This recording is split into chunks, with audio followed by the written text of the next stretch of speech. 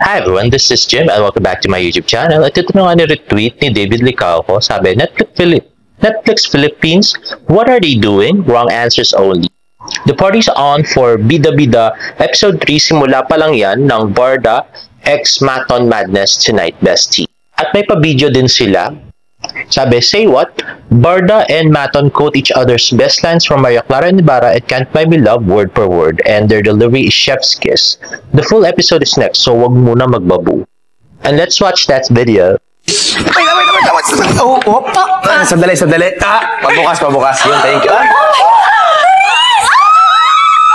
Nice to meet you, Tol. I love Irene. I love you too. There's so much boom. Ayoko na. Yes. I hate to say this, Mr. Fidel E. Whatever your name is, but you're idiotic. And yes, misogynistic outburst is quite annoying. Ew, I hate your smile. Diba? Oh, pre, alam ko, suntok sa bando. Langit ka, lupa ako. Aircon ka, manalaw. Okay ba? Binibining Clay, tinatangi kita. Iniibig kita, binibining Clay. Kaya ko mag-isa. Hindi ko kailangan ng escort. Hindi naman ako katulad ng iba dyan na paduday at alagain. You have a date looking like that? Who's your date? Mama mo. Mama mo. Babu. Grabe, I love it. And I love the picture. Teka nga, mas matangkad pala si Anthony Jennings kay David Licauco, no? At yan na nga, si Maurice at si Barbie. At, ayan. So mukhang masaya to. Kaya lang, hanggang ngayon guys, hindi pa siya, pinapalabas sa Netflix. At bakit kaya nagganon si David at saka si Anthony Jennings parang babalay, no? At ito naman si Barbie at saka si Maurice na mukhang besties na agad-agad. Grabe. And next is more videos of Barbie and David from yesterday's block screening at Gateway Mall. Let's watch it. Strong personality nila siguro doon na hindi ka magpapatalo, hindi ba? Kahit na merong parang Mr. Perfect na nagsasabing wala siyang match, parang kinall out ko siya, ganyan. So, feel ko din ako nakakalit. Ikaw, David. Kasi pare silang mayaman. Hindi. Siguro yung may effort, medyo mahiyain. Oo, sa feeling ko din, may ganun siya sa Oo, may ganun sa parang medyo tahimik lang, mysterious. Ayun. Grabe siya magmahal. Sige. Oo, itawin mo yan. Grabe yun, no? Nung sabi niyang grabe magmahal, sabay tingin kay Barbie, tsaka akbay sa sa bewang ni Barbie. Grabe ka talaga, David. Para-paraan ka.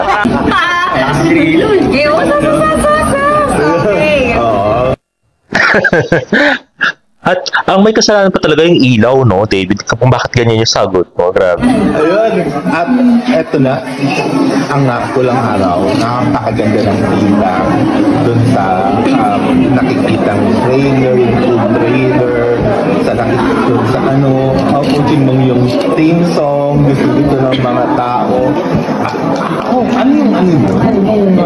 Nung nakita ninyo rin for the first time, yung trailer, na would you say na nakakakis pala ng pagod?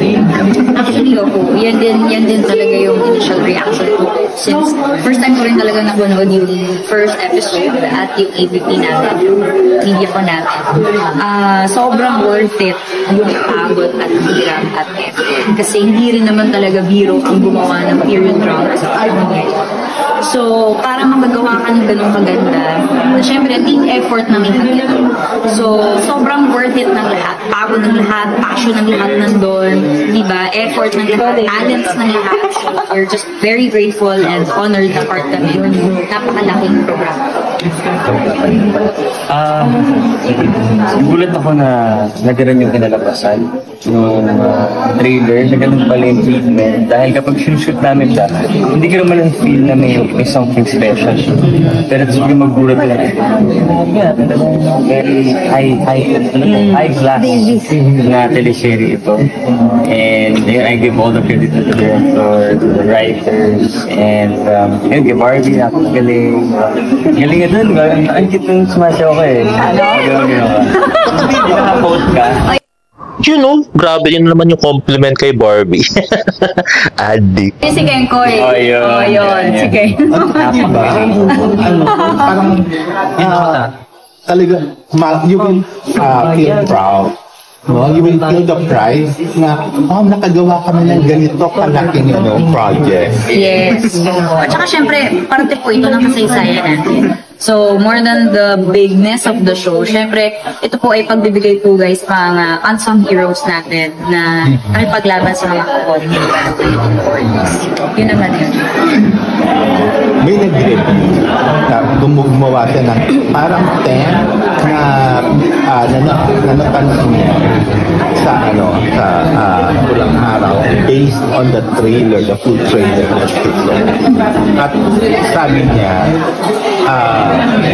nakakahanga raw ibang-iba. At ang next naman ay ang gentleman na si David Licauco na ginagawang prinsesa si Barbie Fortesa. Ayan na nga. So, binigyan ng tubig ni Barbie. Ayun, ang pinili ni Barbie ay ang tubig ni David. Mineral at binuksan.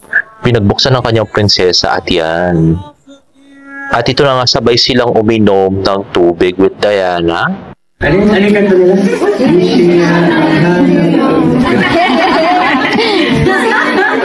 Ayan mo, diba? Ayan. Okay. Ayan na nga, kakantahin ni David at isasayaw naman ni Barbie. Go na go si Barbie. Grabing energy. Paano pag ikaw ba yung gustong bilhin? Ikaw yung gustong bilhin? Sana po. Thank you so much for choosing to celebrate your birthday by watching our film. That's really love. I hope you enjoy it. Happy birthday sa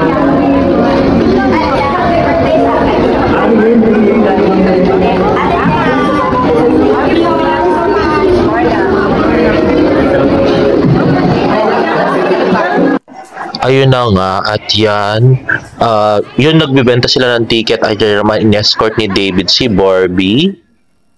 Ayan, yun nagbibenta sila ng ticket. And this is from the Samalamin. Ayan, nung pumasok na sila sa sine. At grabe, nakakbay talaga. I so love it. Ayan.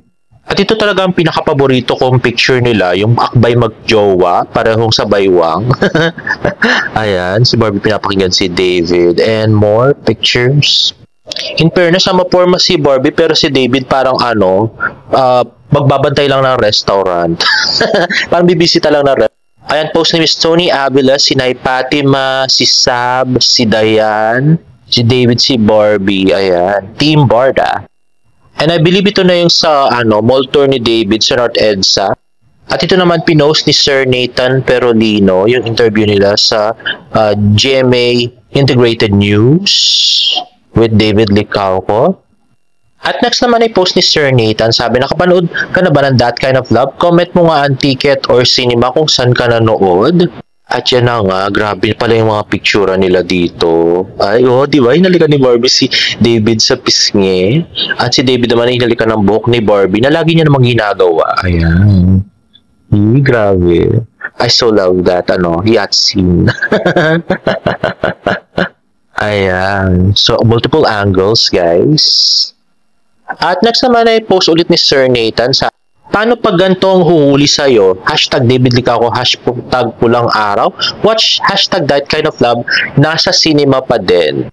At yun nga, ang cute na si David Licauco na mukhang initin na init sa kanyang suot-suot. Sobrang kapal. And this is a cute picture by Keymans. Get 20% off this payday. Shop now. At yun naman, napakagandang si Barbie Fortesa sa pre-gala dinner last night. Ayan na nga, super pretty. At next naman ay si David Licauco. The Oppo Reno 12 Series 5G is now available in the Philippines. Ang bilis maglabas ng bagong model, no? Anyway, let's watch the video. Ayan na nga, napaka-cute na si David Licauco na nag-selfie-selfie. At yan na nga yung sa ano niya, sa Australia. Picture niya. Na parang ganun din yung suot niya ngayon.